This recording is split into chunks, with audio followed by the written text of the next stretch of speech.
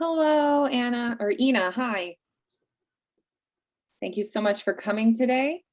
I know it's hard. It's been a long week of Zoom classes, and I know everyone is ready to log off and unplug. So I just want to thank you all for being here. We're really excited about today's discussion. Okay. Let's go ahead and get started. Hi, everybody. For those of you who don't know me, my name is Kitty, and I am a school counselor at MSSD. This month of May is Mental Health Awareness Month. And with everything that is going on in the world, there are many important conversations happening all around the nation and the world. And we decided that we could host this workshop because Melissa, who works with Melmira, and we're going to introduce her soon, Melissa has been posting many vlogs on her Facebook site and on Instagram through her Melmira show. Often she focuses on mental health, and I thought that this would be a beautiful opportunity for us to invite her here to speak with our MSSD student body about body positivity and the impact that social media has. You know, nowadays, social media, it's hard to even describe the impact of social media because it's just so widespread about the way we look at ourselves, the way we view the world, the way we view other people. And it's certainly connected to our identity, our body image, the way that we view ourselves. So I thought it would be wonderful if Melissa could join us today and for me to have an interview with her. I'm a little bit anxious about it. Melmira travels around all over the US and gives many interviews, but this is my first time for this. So let me welcome her to the screen.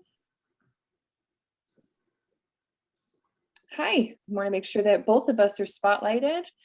Perfect. Good afternoon, Melissa. Thank you so much for joining us. We are thrilled to have you here. I know that you are a very busy lady. Are you in New York City right now? Yes, I am in New York, and I am here specifically for this interview. This is a big part of my journey along body acceptance, and I am just thrilled to be here with all of you. Thank you so much again. I know you're very busy and you are a globetrotter. I know that, but yes. Could you go ahead and start us off? If you could share about your experience in New York City and all of that you're doing nowadays, how this has impacted you and your journey. So I lived in New York quite a long time ago for about 7 years. And then in my 20s, I was really on a journey of what it meant to feel confident in my looks, in my body. And so I wanted to, let me just take a moment to describe my background. First, I am Hispanic and I went to school in Orange County.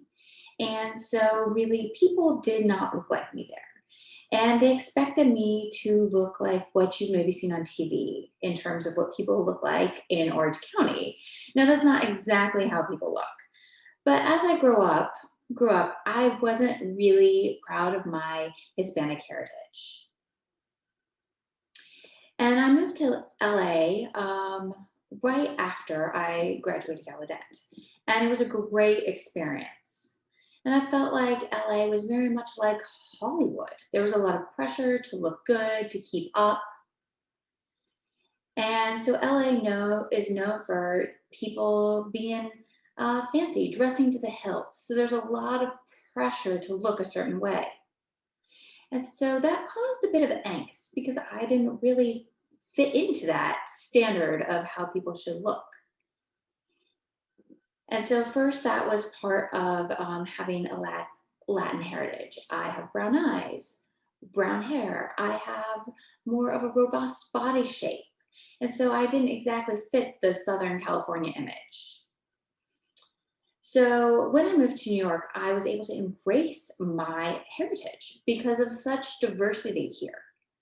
As well as I noticed there's diverse body sizes, shapes, and fashion here as well. And so I really came into my own at that time. I found myself here in my own way all over again. And so I've been here for years now. So everyone here is beautiful, accepting, embraced in all different ways. And so that's really how I found myself and how I came to full circle moving back here to New York. Thank you. And on that note, when you were on this journey, you were thinking about, what does this mean? What label do I give to this? And I think that we often feels like we have to label something, especially in thinking about body positivity. So what does that mean to you? Wow. So that's a very general idea. So the essence is embracing who you are, your appearance, and accepting it without the need to conform to society. So it's being very proud of who you are.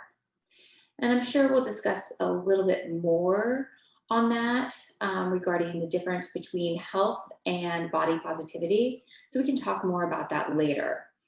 But body positivity is really just self love and looking at yourself and saying, I look good, I am beautiful.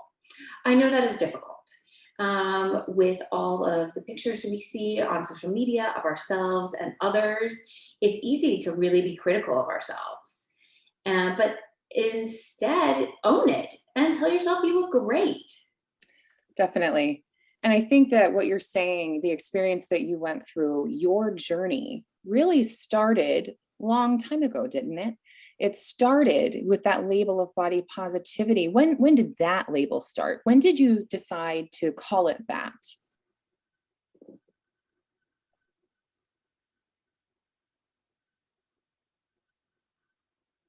Hmm, that's a good question.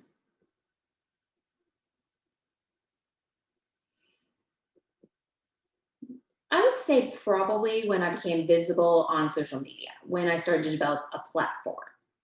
So I did struggle prior to that, but I wasn't visible. I was not a public figure on social media.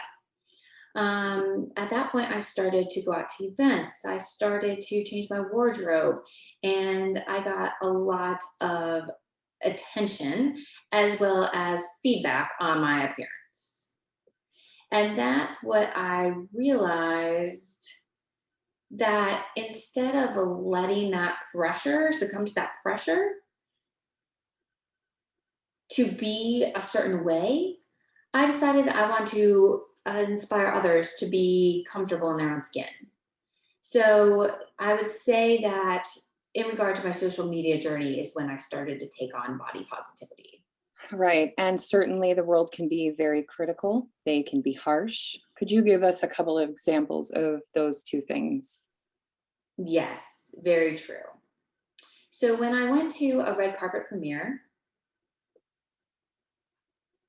I was with the Daily Moth, and this was before Melmira. This is when we had Deepan and the Daily Moth.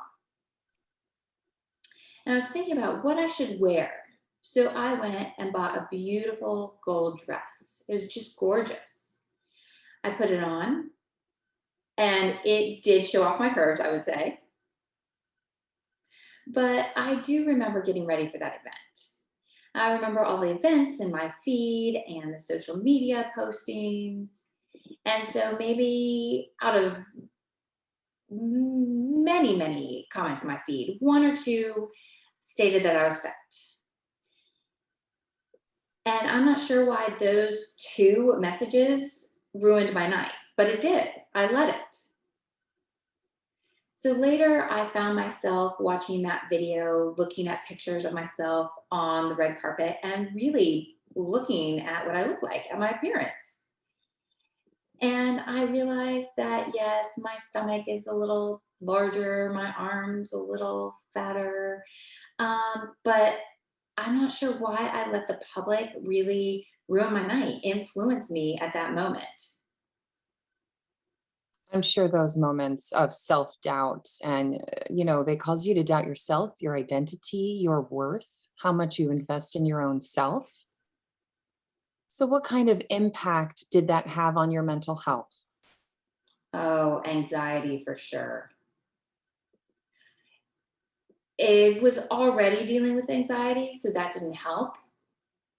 But this increased pressure to look good, to conform, to think of what people are thinking of me really increased my anxiety. And that was the last thing I needed. I had my daily life that I was trying to manage my anxiety, and this additional layer was really unnecessary. So that was interesting to see. And on that note, I know that sometimes people can hide behind a keyboard, right? Keyboard warriors. So they would never say these kinds of things to your face, but they'll say them on social media. Do you think that the public even realizes the impact of their words or the impact that those words had on you? You are a public figure, you're very visible. And I think people probably assume, she's fine, she's famous, she can handle it. Do you think they really understand the impact? Right. It's much easier for people to be mean on social media rather than face to face. There's a lot of negative backlash, comments that I can ignore. But sometimes I do address them and that person just disappears. They're quite embarrassed by their comments. So I find that very interesting. So, yes, on social media, it's easy to make a comment, but never address anything in real life. Have you ever experienced a situation where someone sent you a direct message and it was quite negative, and then later you met them in person or they approached you at an event?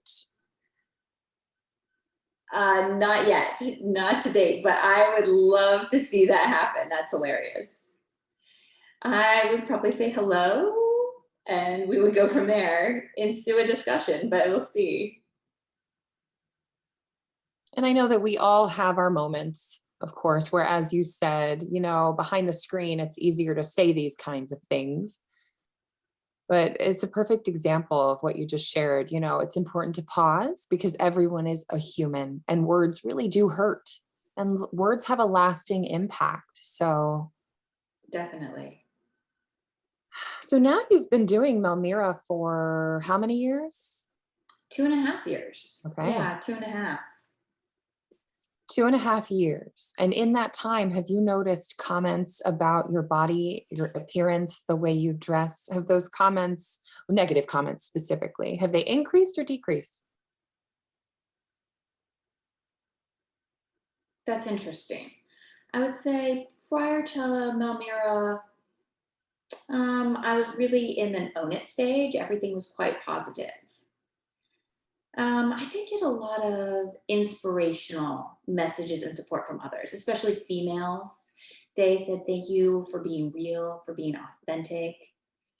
My wardrobe choices were inspiring others to deal with their appearance in the same way I was. So I never realized that there are a lot of women who are bigger, that they feel like they need to hide themselves in loose clothing. I didn't. That wasn't my experience or my perspective. I chose form fitting clothes personally, and I'm quite loud even in my dress. Well, at the same time, I look good. So I've really found a lot of pride in my body positivity. And I know that mostly women have contacted me and just been very supportive. They've asked me where I buy my clothes, and I'm happy to give recommendations and tips on fashion and wardrobe. And I wrote for a newsletter a while ago. It was for Rosalie. And so I wrote a fashion column for her, for a few of the issues. I put shopping tips in that, and that was a really fun experience.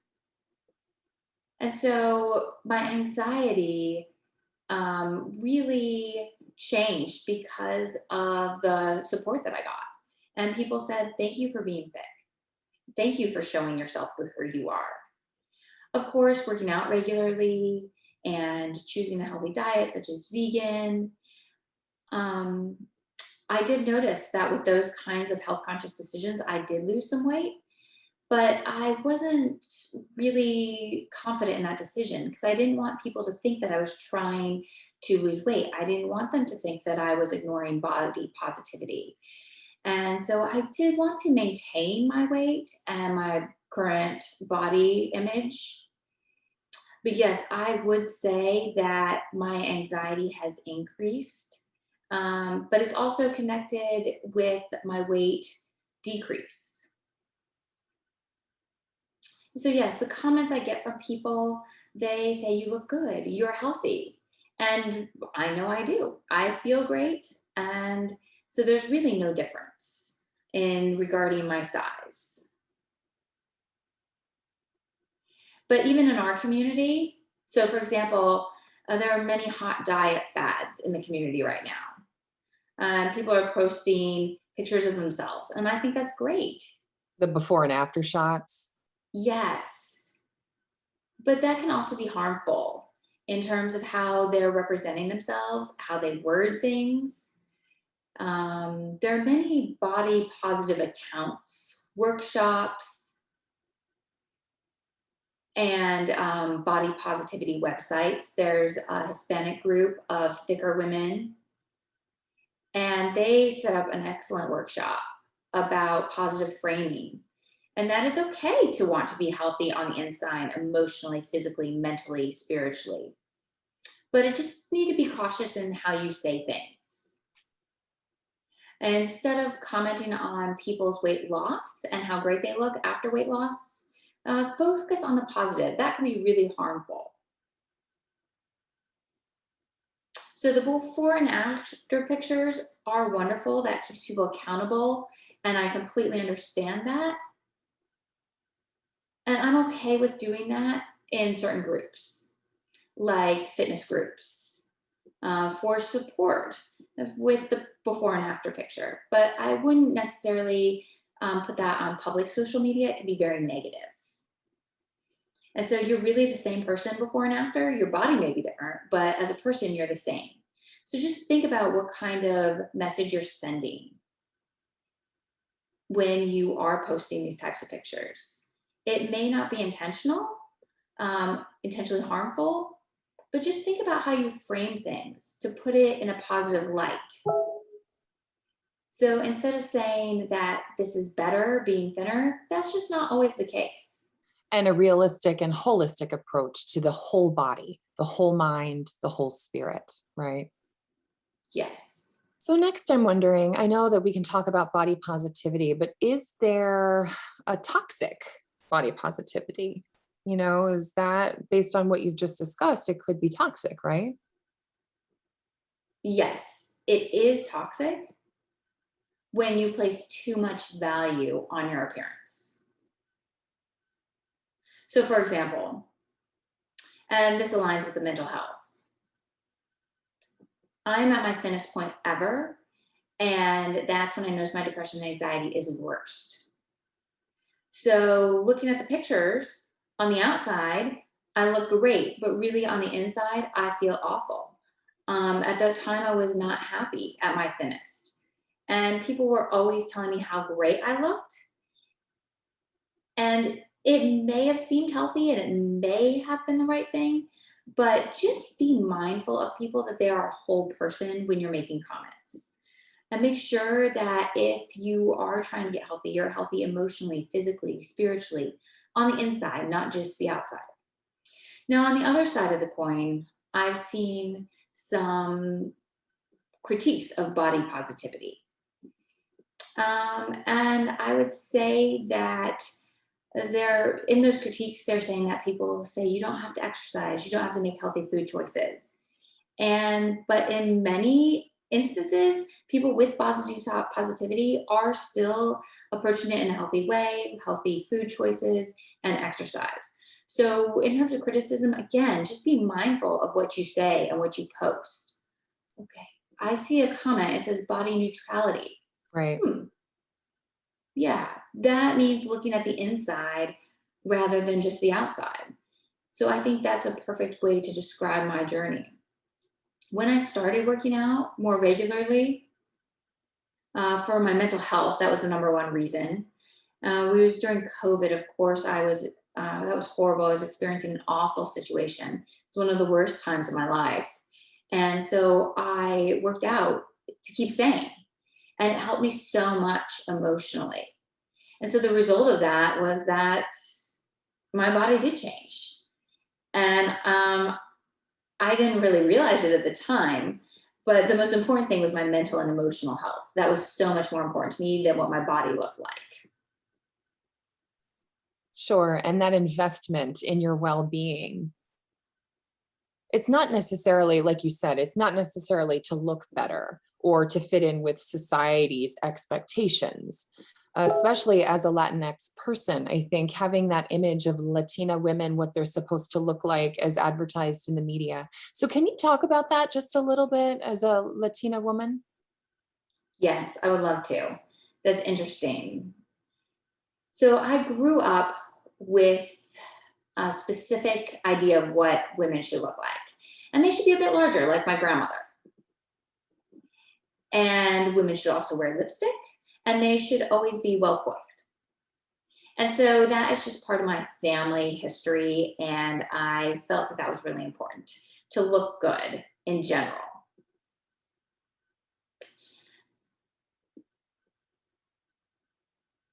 And so I would always make sure that I wore clothes that fit appropriately, a appropriate fitting bra. And anytime I got a plate of food, I was quite willing to eat it all. And at the same time, not let anyone say anything about my appearance. And I know culture can be critical of that, of Spanish food, of Hispanic, Mexican food. But I do notice that there's more pressure on women in those cultures to look a certain way, especially more than men. Men can have a beer belly and really people don't say much. But with women, they're saying you need to make yourself attractive for others. And so I grew up with that idea in mind that as a woman, I needed to constantly look good. And then otherwise, you wouldn't be able to have a partner or get a man or have children. Is that what you mean? Yes, and also I would see that on telenovelas on TV all the time. I'd be watching those soap operas and just see what the women looked like, and the leading ladies, so to speak. They were light skinned, light eye color, light hair, and fit bodies. So those that were darker or bigger, they were the maids, the housekeepers. So yeah, that was just another factor for me growing up was what I saw on television. Yes, it did. It was in my subconscious, I would say. Sure. And you were just talking about television and telenovelas and how certain people were more light skinned. Do you think that social media can have this way of altering the way you look and maybe people plumping their lips or trying to dress in a different way, all of that, those kinds of videos? I just saw somebody trying to make herself look much more thin. So what are your thoughts about that kind of thing? And also, did you have any prior experience of editing your own photos to look better? Hmm. Let me be honest here. I do like to edit my photos, more for the color and for contrast. So I don't necessarily do it for my appearance. There is one app. It's Face something. Facetune, was it? I know what you're talking about. Yes, Facetune. And you can really lighten your or change your skin tone, tighten up your skin, work out the wrinkles. So I'd say that's a bit much, but I do like to edit my pictures and my videos, and that's just more for it to stand out. But I think there's really a fine line between excessive contrast and too little contrast. So let me give you a funny example. About a week ago, I was doing a lot of work and doing a lot of pictures and recording. And so I didn't really have a lot of time to work through the editing and everything. And my friend said that I had done a great job. But I said, actually, I didn't really use a filter or anything. And so the two of us had a really in depth discussion about filters and whether or not they're needed.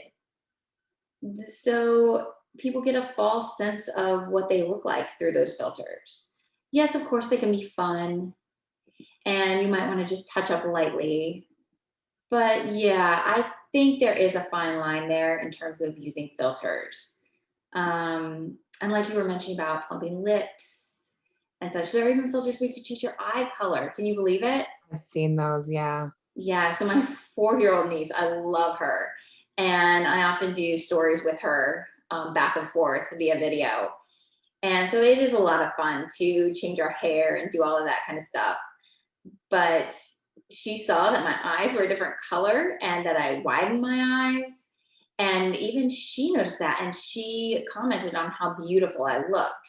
So I just thought, wow, a 4-year-old really is noticing this. And she's commenting about how beautiful I am in this particular instance. And so that just really shows us about our society and how people have to feel like they have to fit in and filter and be a certain way. I agree with you completely. I have a 3-year-old daughter, and you're exactly right. I have seen the same thing. If someone has bigger eyes or lighter colored eyes and that kind of thing, she's so interested in that type of person. And I want to be very careful about which filters and which apps I use with her. And I also want to keep it fun, whimsical, like unicorns and those kinds of things. But I don't ever want to change my face to the point where it's not me. That's what I avoid. So now, so many of our youth who are even watching you here today, I think, I'm not sure if they even realize how internalized this is and the impact of social media and exactly how we, as a person, the way I look and the way that the world looks and all of that. So, what would you say to the youth of today about social media and body positivity? What would you say for our youth?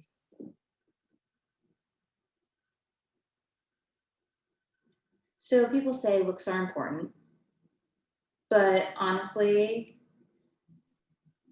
whether we like it or not, it's a part of our society and culture. And vanity is a thing. And that's not always bad or negative. As people, we like to look good. We like to take pride in how we present ourselves. But it can be a tool of self empowerment. And there's nothing wrong with that. And so people express themselves in different ways. Now, I remember my first semester at Gallaudet. I had grown up in a public school and I was wearing dresses every day. That was my MO. And really, that was my own personal desire. But I did get criticism for wearing lipstick and being in dresses on a daily basis. They thought I was too much. But I questioned that. I'm doing this for myself. It's not too much. It makes me feel good. It makes me focus better. I'm able to be more motivated in school. And so that's the key. Do what works for you, period. If you feel like dressing up to express yourself with all sorts of different styles, go for it. Just be you. If you're more laid back and that's your personality, that's fine. Be you. Your true essence will show through as long as you're comfortable with yourself, regardless of what you're wearing or how you look. Your size could be the same, but your essence will show through. Now, when people aren't comfortable in their skin, that really is evident on the outside. So when I see a person, the first thing I notice whether or not they're confident. It's based on their smile, the energy they bring, their vibe. And that's what fascinates me more than anything else. And so as students, I would say be you. Do what makes you feel good, whether or not it's popular. Just take pride in yourself. Express yourself the way you are. I can imagine on that note, if you were to create an image on social media that doesn't really match up with who you are in real life, and then you were to meet people in real life or you were to get together, they would say, that is not what you look like online. And so that would be a very stressful kind of thing. There would be a lot of pressure for you to try to match with what that persona is on social media. So I'm wondering for you, do you feel like your person as you are and your person who you show on social media are the same? I do hope so. I do get that feedback actually that I am authentic, that my personality is the same. And so that is very important to me. And so people are actually a little bit surprised that in person I am a bit quieter or maybe a bit more reserved than on social media. But social media is a very small part of my life. It's just, there's so much more to me than what is posted on social media. But I do try to be as authentic as possible on my social media accounts. Yeah. And I also would like to go back, if we could, to talk about the term body positivity. So this is what we were talking about. And the webinar for today is that term that actually Black and Brown communities coined. So that's where you see it. Did you want to add any comments about that? Yes, I think that's very important for people to realize that Black and Brown women have been pushing for the body positivity movement in a way of reclaiming their body image. So, yes. Now, in white culture versus Black Brown culture, there's obviously a difference in appearance, generationally, society, culture. So, that is really where it started when there was a reclamation of appearance. And there are many things in history, in media, where white people have more access, more connection, even white women. And so the movement coined that phrase. And it's the same as the hashtag Me Too movement. There are many white people that have connection, that have access, that get the attention, and they run with it. So, yes, we do want to raise awareness, but I always say that it's really important to look back at the origins, to look at the work, the intention, the purpose. That's really important to me to acknowledge that. So, body positivity awareness applies to everyone, everywhere. And I not necessarily use the word credit, but I want to give credit where credit is due. Yeah, I so appreciate that. And I think it's an important thing for you to give credit where credit's due in this journey. Yes, I just want to thank them for starting the movement, for being conscientious of BIPOC body image. And unfortunately, again, we do see more white body positivity, and they do receive more attention and inspiration. But let's bring Black and Brown people to the table as well. Let's get some balance and equality. Right. And I would also love to see a better balance in terms of influencers. And so now you see white social media influencers. Do you think that they can genuinely engage the Black and Brown communities, or are they not incorporating those values? Some do, especially those who are focused on social justice and collaboration. And so I do appreciate that. And then others are just running with the attention and taking off with it. Now, there have been times where there's been a post by a white influencer, and then someone tells me that they have a history of oppression with the BIPOC community. And so I unfollow those people. I mean, they have millions of followers. So they don't care if I unfriend them. But that's my own personal policy that if I know they have a history of oppression within the BIPOC community, then I don't feel good about supporting them. So I unfollow them. Right. And I think in terms of our social responsibility, that's a good example of who we follow. We need to make sure that those people are equitable and that they do value different members of our community, not just, to say thank you and take on that work as their own. I'm also wondering where you are in your life now. Is there any specific vision of where you would like to go with body positivity and social media specifically?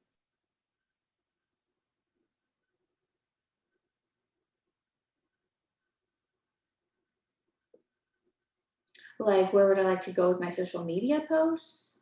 Yeah, exactly. Exactly. Well, I do want to continue sharing And of course, not using perfect pictures of myself.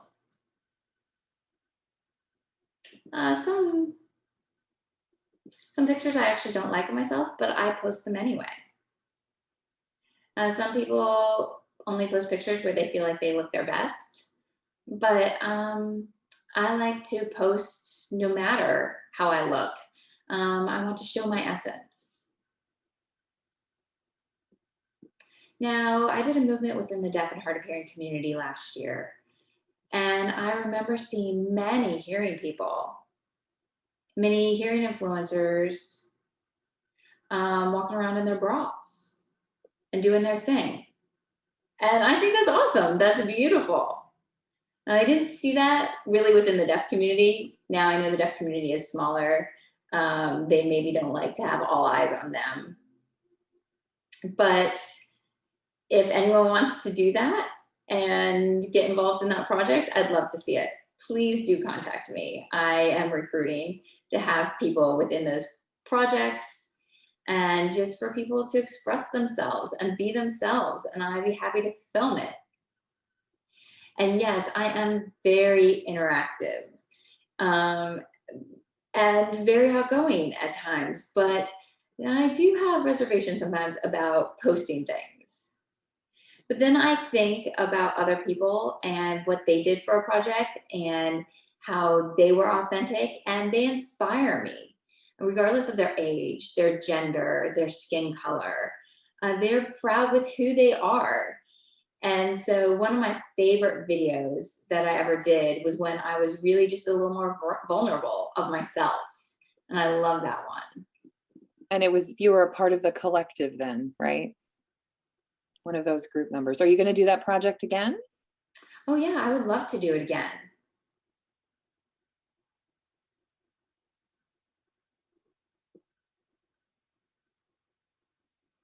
Yeah, I really would. I would love to create and express myself and see others do it. I would say dare to be bold. Now, I have some guy friends, and when I talk with them, they get incredibly motivated and want to go against gender expectations, the put lipstick on, the whole deal. And so maybe something like that. Yeah, maybe just something really creative to challenge myself.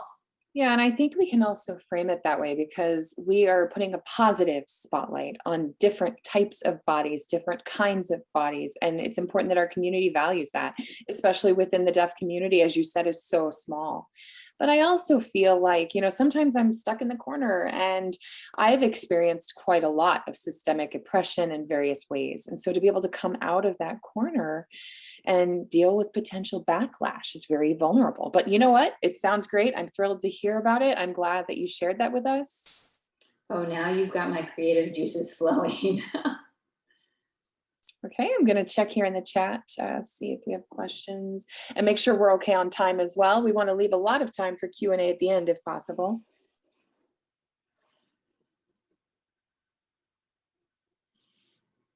So I know, we're talking about companies and products. What do you feel like, which company or product does promote body positivity? Any specific brand or company? More and more these days. Definitely Dove.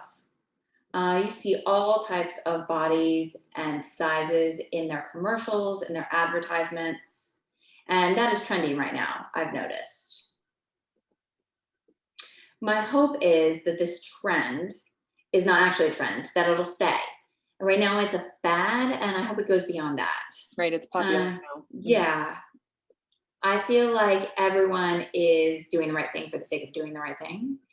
But I would like to see authenticity from here on out. I'd love to see diversity, inclusion, not because it's hot right now, because that's a way of life. It's a daily practice. So yes, body positivity. There's so many companies. We've got Nike. Nike is investing big into the BIPOC influencers. Right. There's the Unapologetically Brown series with queer women. and they're gorgeous. And so just investing in that is a really excellent work. So we are seeing more and more companies get on the bandwagon, but I hope that it becomes the norm from here on out.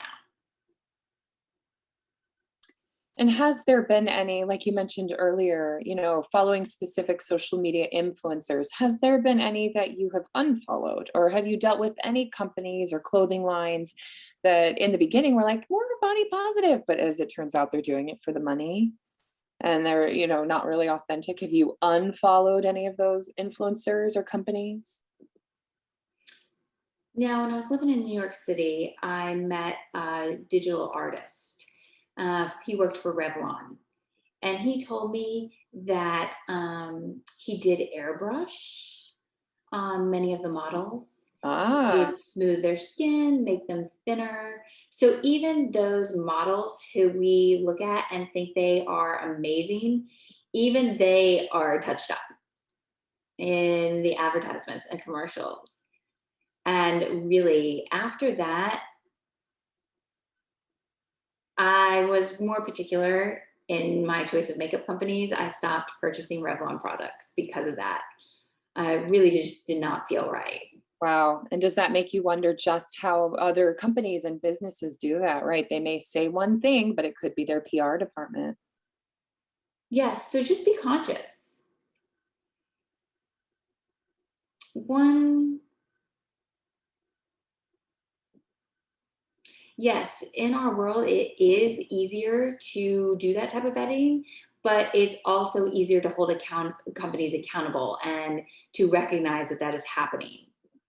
So people today are more likely to come out with their stories if they have a bad or negative experience with a company. So I do pay attention to those stories. So really just be mindful of whether or not people are doing things for the right reasons. For sure. And I do see that shift in us as a community now becoming more objective about what it is that we want to see online and asking if it's authentic, if it's true, if the people are doing that in the background or what are they doing, if we can analyze those kinds of things and, to try to see if this is right or wrong.